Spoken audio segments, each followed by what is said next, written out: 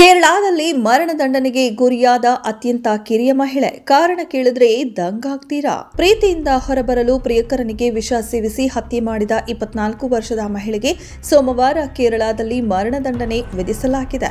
ಗ್ರೀಷ್ಮಾ ಎಂಬ ಮಹಿಳೆ ತನ್ನ 23 ವರ್ಷದ ಗೆಳೆಯ ಶರೋನ್ ರಾಜ್ನನ್ನ ವಿಷ ನೀಡಿ ಹತ್ಯೆ ಮಾಡಿದ್ದಳು. ಅದಲ್ಲದೆ ಬಳಿಕ ತಾನು ವಿಷ ಸೇವಿಸಿದ್ದಳು. ಈ ಪ್ರಕರಣ ರಾಜ್ಯವನ್ನೇ ಬೆಚ್ಚಿ ಬೀಳಿಸಿದ್ದು, ಇದೀಗ ಮಹತ್ವದ ಆದೇಶವನ್ನ ನ್ಯಾಯಾಲಯ ಹೊರಡಿಸಿದೆ.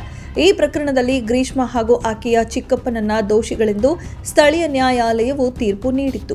ಆರೋಪಿಯು ತನ್ನ ಶೈಕ್ಷಣಿಕ ಸಾಧನೆಗಳು, ಹಿಂದಿನ ಅಪರಾಧ ಇತಿಹಾಸದ ಕೊರತೆ ಮತ್ತು ಅವಳು ತನ್ನ ಹೆತ್ತವರ ಏಕೈಕ ಮಗಳು ಎಂಬ ಅಂಶವನ್ನ ಉಲ್ಲೇಖಿಸಿ ಶಿಕ್ಷೆಯನ್ನ ಸಡಿಲಗೊಳಿಸುವಂತೆ ಕೋರಿಕೊಂಡಿದ್ದಳು.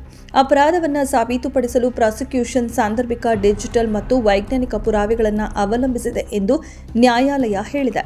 ಇಂದಿನ ತೀರ್ಪಿನ ನಂತರ ಸಂತ್ರಸ್ತೆಯ ವಕೀಲರು ನ್ಯಾಯಾಲಯವು ಸಾಕ್ಷ್ಯವನ್ನ ಅಂಗೀಕರಿಸುವ ವಿಶ್ವಾಸವಿದೆ ಎಂದು ಹೇಳಿದರು. ನಾನು ನ್ಯಾಯಾಲಯದ ಮುಂದೆ ವಾದ ಮಂಡಿಸುತ್ತಿದ್ದಾಗ ನ್ಯಾಯಾಲಯವು ಸಾಕ್ಷ್ಯವನ್ನ ಸ್ವೀಕರಿಸುತ್ತದೆ ಎಂದು ನನಗೆ ವಿಶ್ವಾಸವಿತ್ತು. ಇದರಲ್ಲಿ ಅಪರೂಪದ ಪ್ರಕರಣಗಳ ವರ್ಗವಿದೆ ಮತ್ತು ಮರಣದಂಡನೆ ವಿಧಿಸಬೇಕು ಎಂದು ನಾನು ವಾದಿಸಿದ್ದೇನೆ. ಅದು ಅನುಕರಣೀಯ ತೀರ್ಪು.